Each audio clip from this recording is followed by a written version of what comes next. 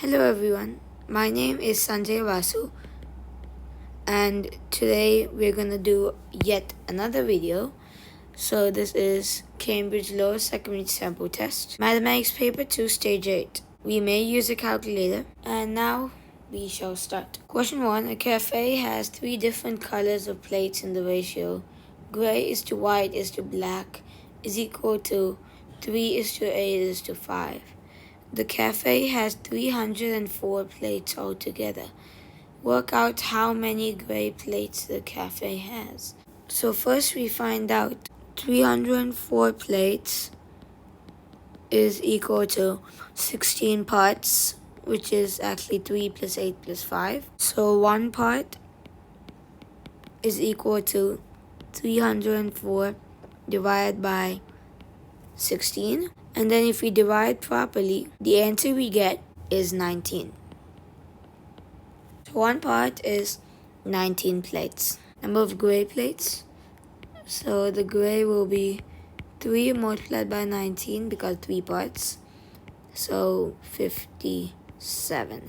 57 gray plates. Let's move to question number 2. Find the number of kilometers approximately equivalent to 30 miles. We know that 1 mile is approximately equal to 1.6 kilometers. So if we have 30 miles, that's approximately equivalent to 1.6 multiplied by 30, which is equal to 48 kilometers. And that's the answer. So we'll go to 3A. The password for a laptop is one of the 5 shown. So we have 5 passwords right here. Angelique says the probability that the password contains the letter B is 1 by 5. Tick to show if Angelique is correct or not correct. Well, we have the letter B in how many? 2 passwords. So there's 2 out of 5 passwords have the letter B, and the probability is 2 by 5. Angelique says it's 1 by 5, therefore Angelique is not correct. Yep, she's not correct, and explain your answer. There are 2 passwords. 2 passwords with the letter B. So probability is equal to 2 by 5. Alright, let's move to part B. The code for Angelique's phone is 4 different digits from 1 to 9. First digit is 6, and the other 3 digits are even. Write a list of all the possible 4-digit codes for Angelique's phone. So we have the first digit as 6, and then they are numbers from 1 to 9, all the digits, and they cannot repeat. Let's start with the smallest, which is 6, 2, 4, 8. These are the only 4 even numbers in 1 to 9. And now we take 6, and then 2, 8, 4. 6, 4, 2, 8.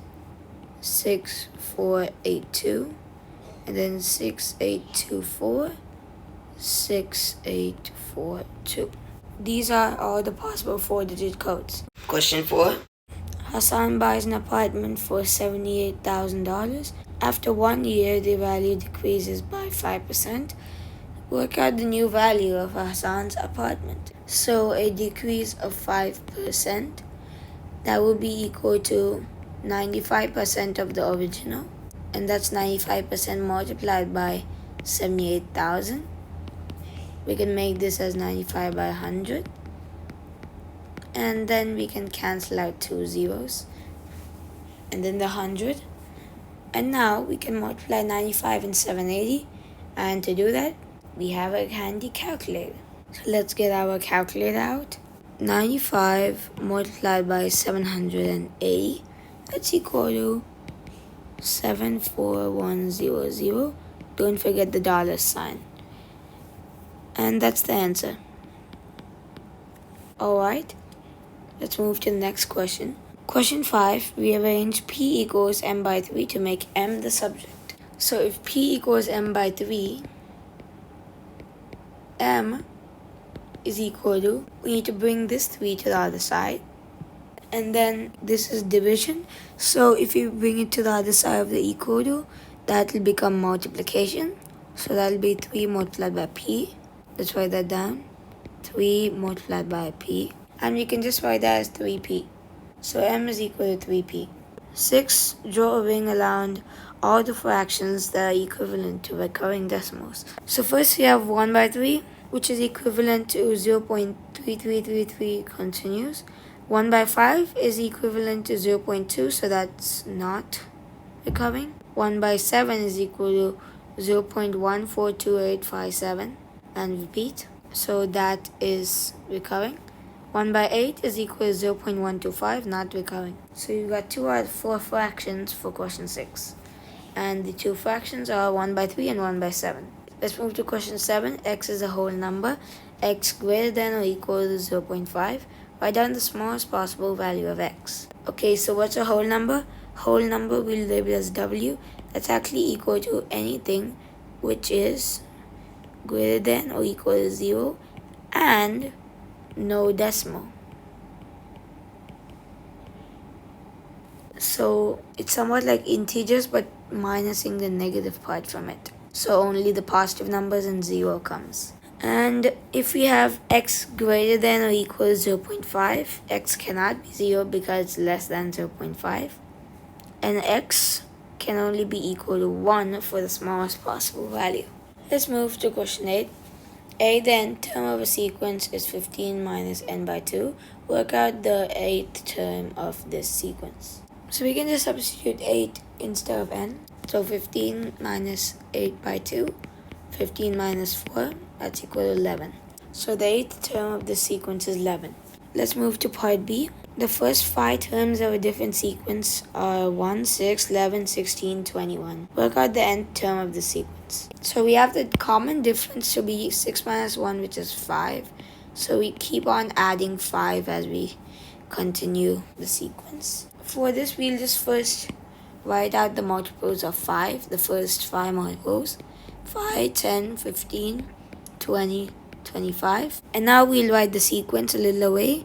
1, 6, 11, 16, 21. Now we see what change has been made. So we can put a minus 4. That'll become 1. 10 minus 4 is 6. 15 minus 4 is 11. 20 minus 4 is 16. 25 minus 4, 21. So if you minus 4 from the multiples of 5, we get this sequence. The multiples of 5 can also be called 5n. And then if we subtract 4 from them, it'll become 5n minus 4. And actually, this is the answer. That's all. Alright, let's just write this down and get to the next one. Question 9, here are some words describing parts of the expression 3x plus 5. Use each word to complete the statements. And these words are coefficient, constant, variable, and term. X is a variable because we do not know what it is. It is just something, a placeholder. 5 is a constant. 3 is the dash of x. It's actually the coefficient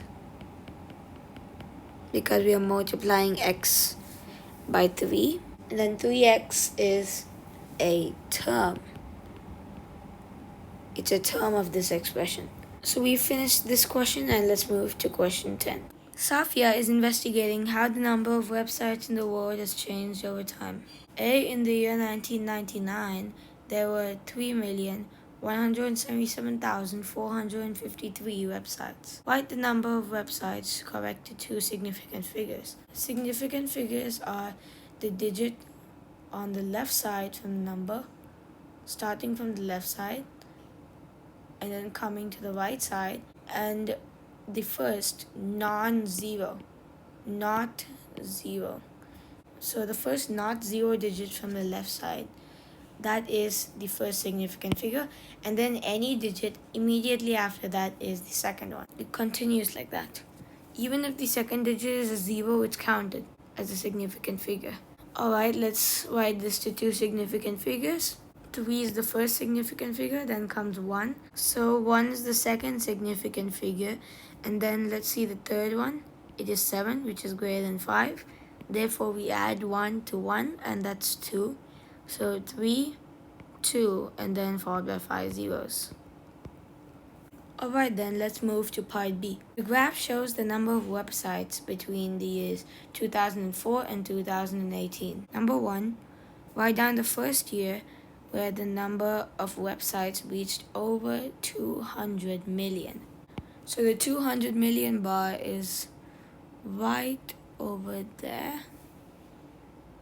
And the last year before the 200 million is right there, which is 2008. 2009 is the first year which has over 200 million websites. Let's move to part 2. Write down the 2 consecutive years with the biggest increase in the number of websites. The biggest increase is the biggest slope. And if there's a slope like that, and there's another slope like this slope is greater than this slope. And that means a steeper slope has the greater increase. And the steepest slope is this one right here, which is between 2016 and 17. So these are the 2 years. Alright, let's move to part C. In 1991, there was 1 website. In 1992, there were 10 websites. Work out the percentage change in the number of websites from 1991 to 1992. Because we're doing from 1991 to 1992, 1 website for 1991, that is the 100% mark. And if there are 10 websites, that's 10 times 1 website. So that's 10 times 100%. And you can write the answer as 1000%. So 1000% change in the number of websites from 1991 to 1992. Question 11a. The diagram shows 2 shapes A and B drawn on a grid. Number 1 reflects shape A in the line y equals 2. A y line is a horizontal line, and if all the coordinates y is equal to 2, then we can put that as the line. So that is y equals 2. And then we just reflect it. So there's that side, and then 2 units down, which is actually supposed to be 2 units up. Bring it up there, and now diagonal, triple, 3, and then done. That is the reflected of shape A in the line y equals 2. Alright, then let's move to part 2. Write down the vector that translates shape A onto shape B. Alright, so first, let's consider these 2 corresponding points. You can use any other points, but as long as they're corresponding, it does not matter which point you use. So I'm going to use the bottom left corners. And to get from one corner to the other, you need to go 3 steps down and 6 to the right. 3 steps down is a negative 3 on the y, and 6 to the right is a positive 6 on the x. As we write x first, we have 6 and then a minus 3. That's the vector. B. On a different grid, shape C is translated to shape D by vector negative 11, negative 14. Write down the vector that translates shape D onto shape C. Actually, because shape C onto shape D and shape D onto shape C, these 2 are complete opposites for the translation. The vector will also become opposite, which means the signs will change. So the negatives will become positive, and the positives will become negative. Over here, both of them are negative. Therefore, both of them become positive, and the answer will be 11 and 14. Let's move to question 12, expand and simplify. 5x plus 3x into 4 minus 2x. That will be equal to 5x plus 3x into 4 is equal to 12x. And then minus 3x into 2x, which is 6x squared. And then we can simplify it as 17x minus 6x squared. And that's the answer. 17x minus 6x squared. Question 13a. Lily draws the graph of y equals 2x. Write down the coordinates of 2 points that will be on this line. So first we take a random x coordinate, x equals 1. So y will be equal to 2x, which means 2 multiplied by 1, which is 2. So when x is equal to 1, y is equal to 2. Now let's take another one, just for example, x is equal to negative 2. Then y will be equal to 2 into negative 2, and that will be negative 4. So negative 2 comma negative 4. B. Lily then draws the line y equals x plus 2. Write these coordinates in the correct place in the table. 1 is being done for you. So we have 1 comma 3. It's on the line y equals x plus 2 and it's above the x-axis. Both are true. Now we need to fill in all the other points. You've already done 1 comma 3. Now 0 comma negative 2. Over here, we need to substitute the values. So over here, x is equal to 0, and then 0 plus 2, and then that's equal to 2. But then over here, y is given as negative 2, and therefore it is not on the line y equals x plus 2. And then is y positive, negative, or 0? If y is positive, then it's above the x-axis. If y is negative, it's below the x-axis. And if y is 0, it is on the x-axis. Over here, y is negative, and therefore it is below the x-axis. 0 comma negative 2. We've done that. Let's go to negative 3 comma negative 1. Let's substitute. So negative 3 plus 2 is equal to negative 1. And therefore it is on the line y equals x plus 2. And then because y is negative, it's below the x-axis. So we've got this one right here.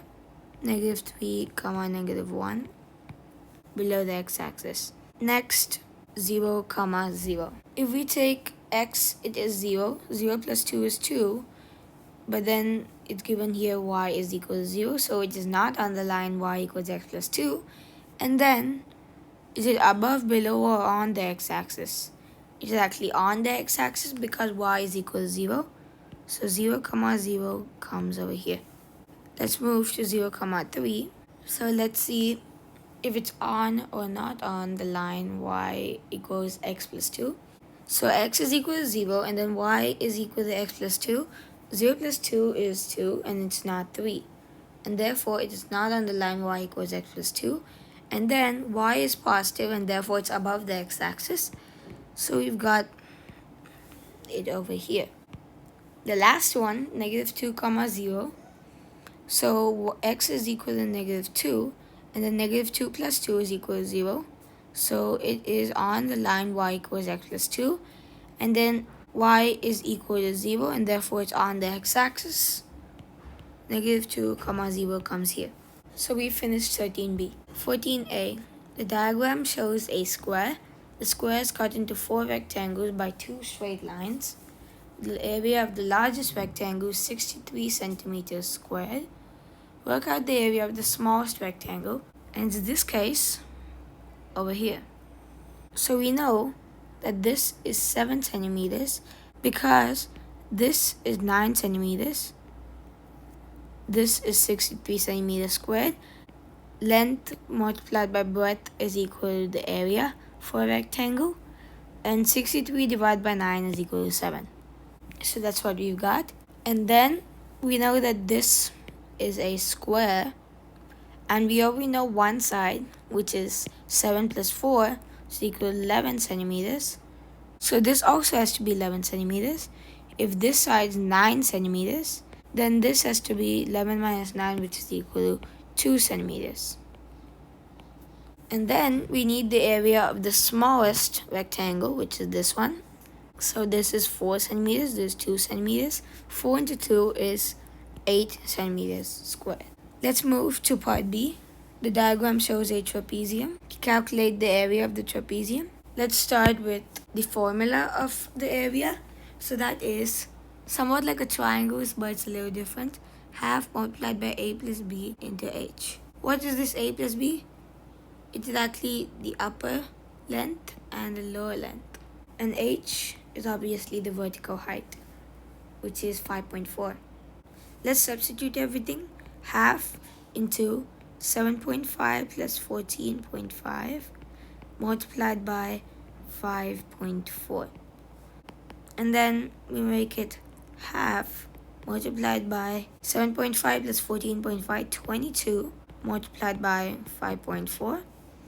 And that's equal to 11 multiplied by 5.4.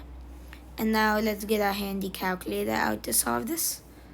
11 multiplied by 5.4, and that's 59.4 centimeters squared. That's the answer. Alright, let's just write that down and proceed to the next question. Question 15. A 3D shape has 12 vertices and 30 edges. Work out the number of faces on this shape. So we first start with Euler's formula about the faces, vertices, and edges of 3D shapes. So that is F plus V minus E is equal to 2. Now we substitute the values. F plus 12 minus 30 equals 2. And now F minus 18 equals 2. F is equal to 2 plus 18, which is equal to 20. So there are 20 faces on this shape. For your information, the name of this shape with 12 vertices, 30 edges, and 20 faces is an icosahedron, spelled like this. Let's go to question 16a. Complete the table of values for y equals 2x minus 1. Let's substitute it. Y equals 2x minus 1. If x is equal to negative 1, then y will be equal to 2 multiplied by negative 1 minus 1. That's negative 2 minus 1, that's negative 3. And now we substitute y in. Negative 1 equals 2x minus 1. So 0 is equal to 2x. And then x is also equal to 0. So we have x equals 0 there. And then x is equal to 3, so 3 into 2 is 6, 6 minus 1, 5, and therefore y is 5. On the grid, draw the graph of y equals 2x minus 1. So you have negative 1 comma negative 3 right there. 0 comma negative 1 goes up there.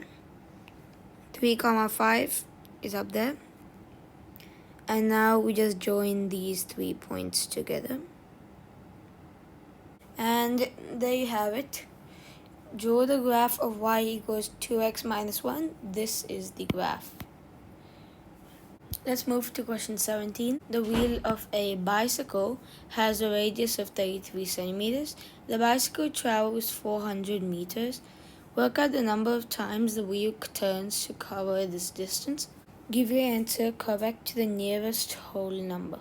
So first we need to find the circumference of this bicycle wheel, which has 33 centimeters as a radius. It is a circle. And then we divide 400 by the answer we get.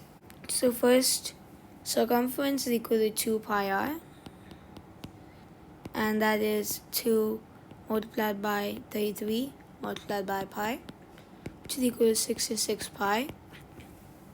And now we need to find what is 66 pi. And let's take out our handy calculator for this. 66 multiplied by pi is equal to 207.345.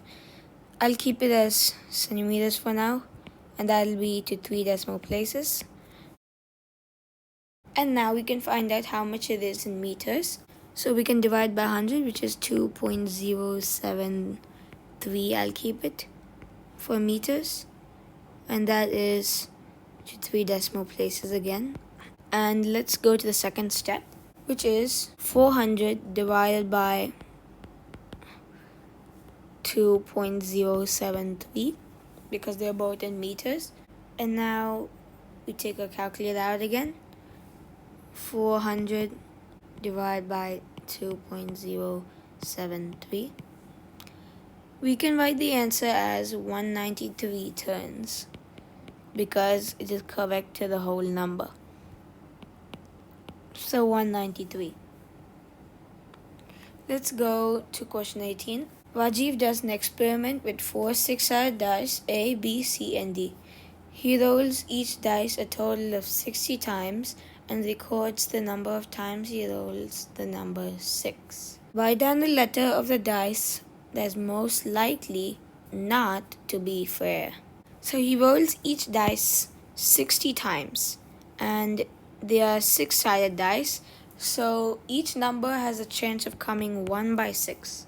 So the probability, and I'll keep it as T for theoretical, that's equal to 1 by 6 for all the dice, and 1 by 6 of 60 is equal to 10. So 10 6 numbers which appear, and now we can see which is furthest away from 10 out of these 4 numbers.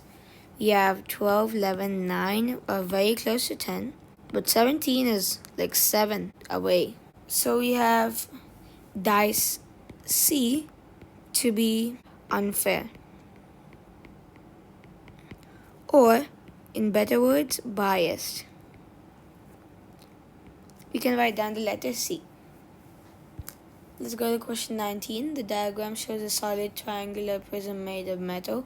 The cross section is a right angle triangle, which is given here. It has the hypotenuse as 12.5 centimeters, 10 centimeters as the base, and then 7.5 centimeters is the same, so 7.5 centimeters as the vertical height. We can write that down right there. And now we have 16.5 centimeters to be the length of this pyramid, or in other words, length of the cross section. Okay, let's see the next part of the question. The prism is melted and made into cubes of side 2.4 centimeters length. Find the total number of whole cubes that can be made. So first we need to find the volume of this prism, and then we divide it by the cube of 2.4 centimeters because we need to find the volume of that cube, and then we find out how many whole cubes that can be made. So first, the area of a cross section, or the triangle in this case, is equal to half multiplied by 10 multiplied by 7.5. That's half into 75, and we can make that as 37.5 centimeters squared. And why did I write half into 10 into 7.5? It's because the formula for the area of a triangle is half BH. Okay, let's now multiply this value by the length. 37.5 multiplied by 16.5, and we can use our calculator to find that out.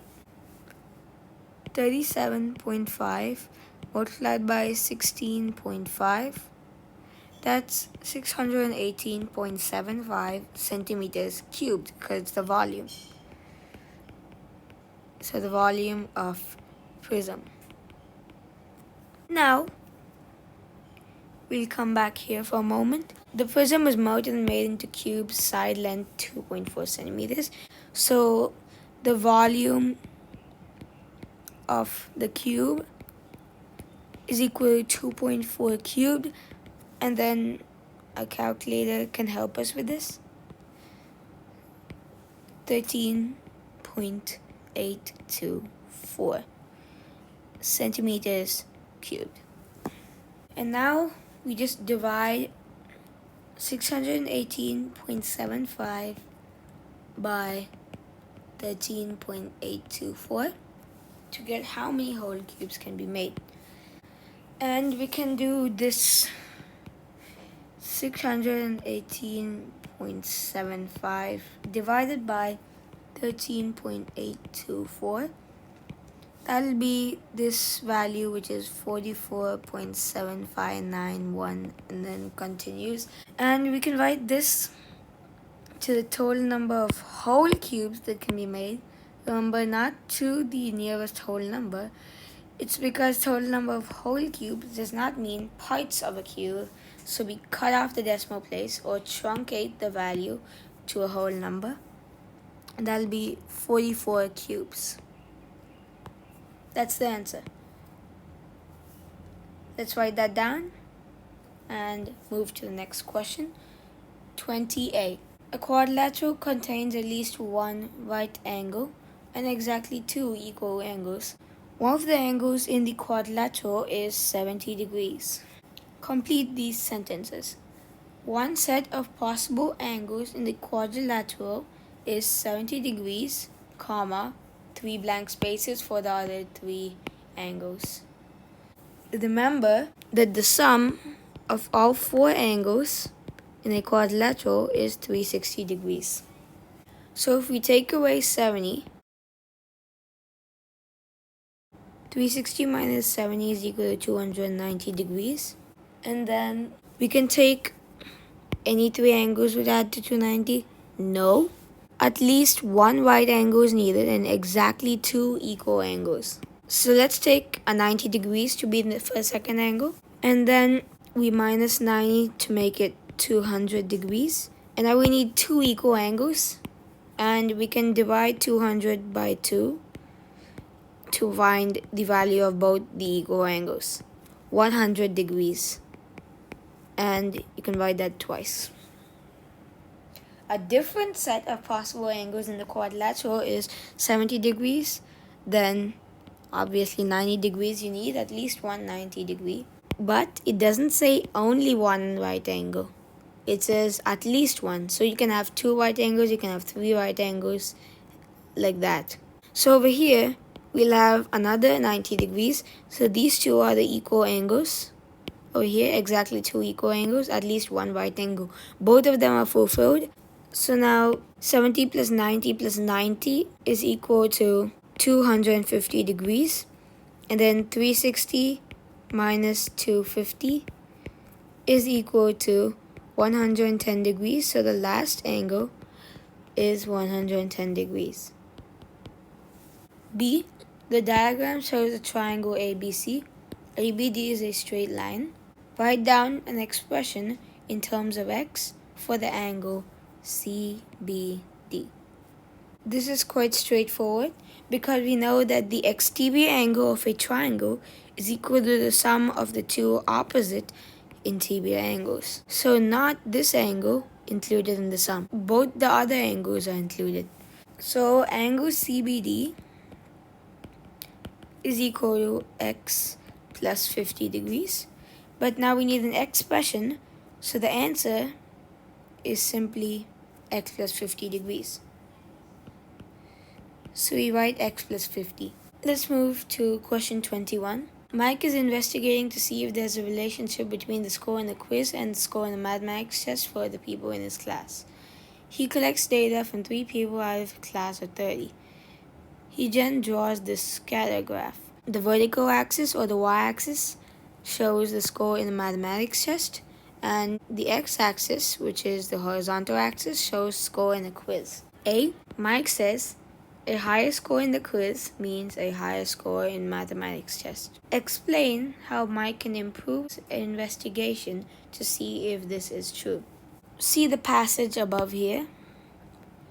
He collects data from 3 people out of his class of 30. I think that 3 people is too less.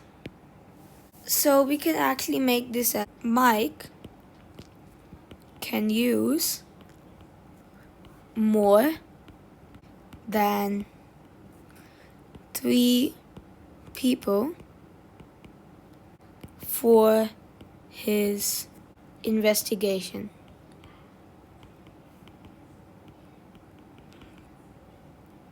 For example, he can use 10 people. Now let's move to part B. Check to show if each statement about lines of best fit in a scatter graph are true or false. Lines of best fit must always go through the origin. No, that's not really true. It can go anywhere else through not to the origin. So that's false. Must always have a positive gradient. Some lines of best fit can have a negative gradient too, so that's false as well. And then pass as close as possible to the points. Well, that's actually just the definition of a line of best fit. So it's actually a line which has to pass as close as possible to the point in the scalar graph, and that means it is true. And now we have come to the end of this question paper. So I hope you liked this video, and I hope you learned something new from it. And as always, thank you. See you in my next video. Bye.